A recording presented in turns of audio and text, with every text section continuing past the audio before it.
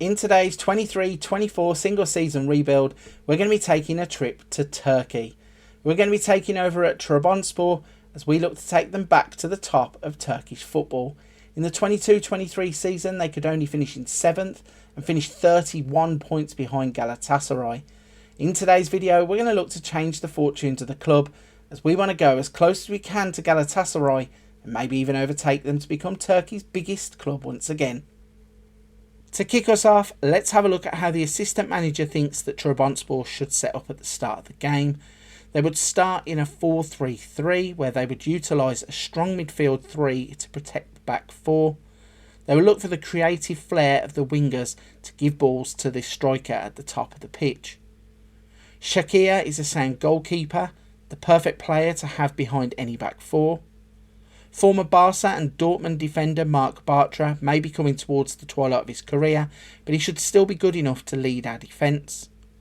Former Aston Villa winger Trezeguet is quick and tricky and should be a good provider to our striker. Maximiliano Gomez is a powerful frontman who is perfect to lead the line. I think he'll be vital to our chances in the league. Looking at the finances, we have 14.7 million available to strengthen the squad. We're currently overspent on wages though, so I'll probably have to address that before signing any players. And looking at the Club Vision tab, the board want us to be challenging in the European competitions, whilst also challenging in the Turkish Cup. With a clear picture of everything going on at the club, including the finances available to us, it's time for us to get to work as we're going to push into the transfer window to see if we can bring in any reinforcements in preparation for the new season. The first piece of business was to allow Fodi Koita to join Al Batin, with the veteran striker heading out to Saudi Arabia. Next up, Manolis Siopis, he heads out to the Middle East too, but with the Greek defender joining Al Rayyan in Qatar. Next up, Baylul Aydin, he was moved on to Kasim Pasa. Jens Stringer Larsen heads off to Germany, so we allow him to move on to Hanover. And finally, Enis Bardi was unhappy at the club when we arrived, so we've allowed him to move back to Spain as he rejoins Levante.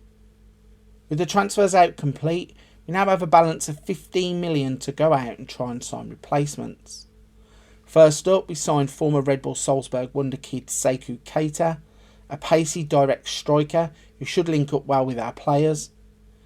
Next up, we signed winger Andre Franco from Porto, but as part of his deal, he wanted another Portuguese player to join him at the club, so we signed highly thought of midfielder Dario Asugo. And the final pieces of the puzzle are defenders. Firstly, we signed Nat Phillips from Liverpool, and then Paulo Diaz from River Plate. With that business done, we head into the first half of the season with about £8 million left in the bank. So with our summer transfer window now complete, it's time for us to kick on as we're going to move into the first half of the season and show you what happened in the run-up to January the 1st. We kicked off our season in the Europa Conference League, beating Maccabi Haifa 6-0 over 2 legs. We then faced off against Osasuna. We played brilliant football, running wild as we won 7-2 on aggregate. We kicked off our league campaign with a 3-0 victory against Konyaspor before beating Fenerbahce 2-1 and demolishing Kayserispor 7-1. Back in the Europa Conference League, we beat HJK 4-0 before a crunch league game against Galatasaray finished 0-0 despite us being down to 10 men. Our run into January finished with a 2-1 win against Besiktas before a Turkish Cup game against Diyarbakırspor, which we won 4-0. That means on January the 1st we are sat top of the Turkish Super League, still undefeated in 17 league games and with a record of played 17, won 12 and drawn 5. In the Europa Conference League, we're also unbeaten, boasting a record of played 6 games, won 4 and drawn 2. Let's have a run through the new boys and see how they have contributed in the first half of the season before we head into the winter transfer window. Sekou Keita has played really well up front. He's played in 22 games, scoring 7 and assisting 6 in all competitions. Andre Franco has settled into a left wing role, playing 16, scoring 9 and assisting 11 in all competitions. Dario Asugo is showing real signs of improvement, establishing himself in the first team, having played 24 games, scoring 2 and assisting 2 from a defensive midfield role. Nat Phillips has been a first team regular, playing well, chipping in with 9 goals, and Paulo Diaz has been reliable when called upon, playing 15 times in all competitions. With the January window about to open, we have 8 million left in the bank, and the board have scored us a B for our efforts. They are disappointed at our lack of support, but that's mainly down to contract renewals. With the first half of the season now complete, it's time for us to move forwards into the winter transfer window to see if we can do any business to reinforce the squad. The first player to leave the club in the winter transfer window was Hussein Turkman. He had become a bit part player, asked to leave, so we allow him to join Trabzonspor. The only other player to leave was Maximilian Gomez. Chelsea came along with an offer of £27 million.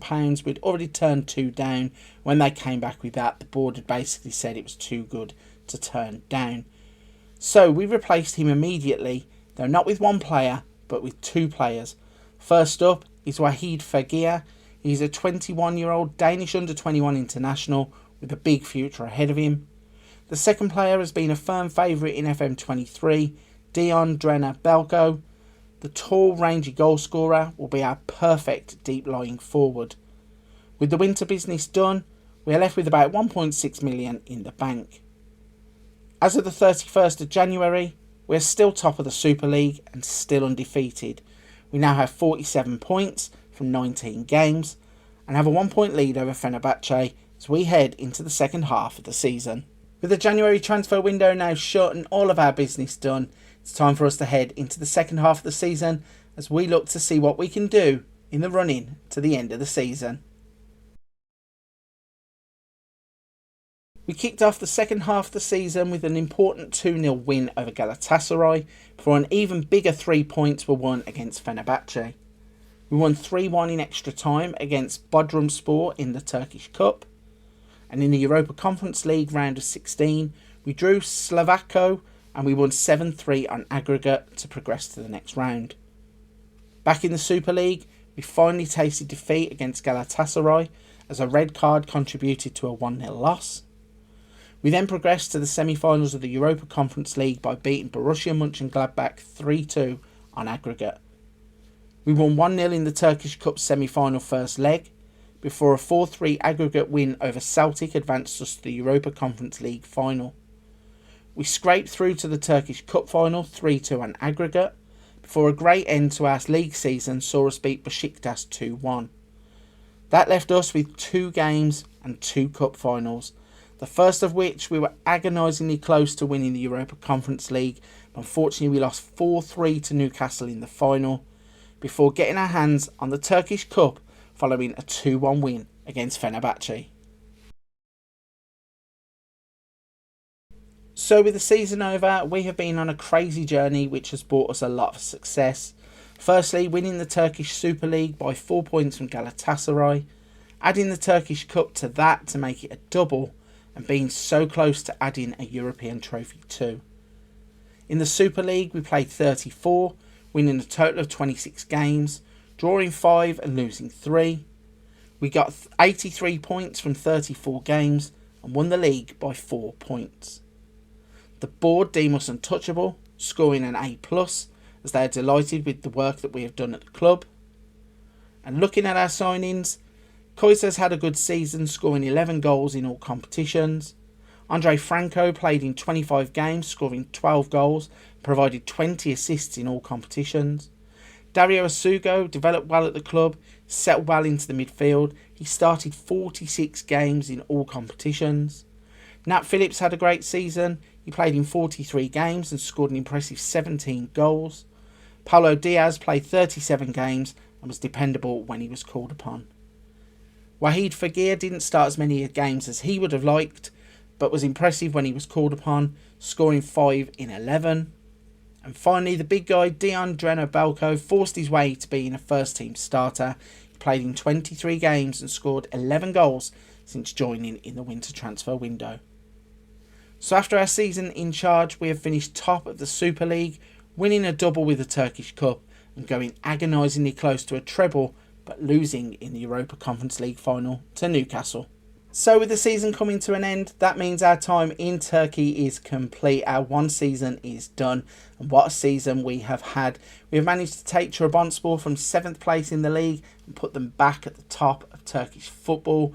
We also doubled up by winning the Turkish Cup.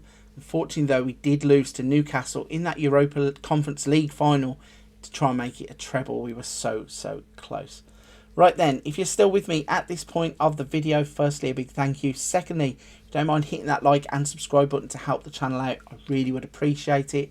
Cannot tell you how good it has been to watch the channel grow across the past couple of months. It's all down to people like yourself that come, interact with the channel, drop a like and drop a subscribe. So if you can do that, I really would appreciate it. Before you go, don't forget to check out the rest of the channel. There are other videos, tutorials, hints, tips, tactics, wonder kids, a little bit of something for everybody right here on the channel.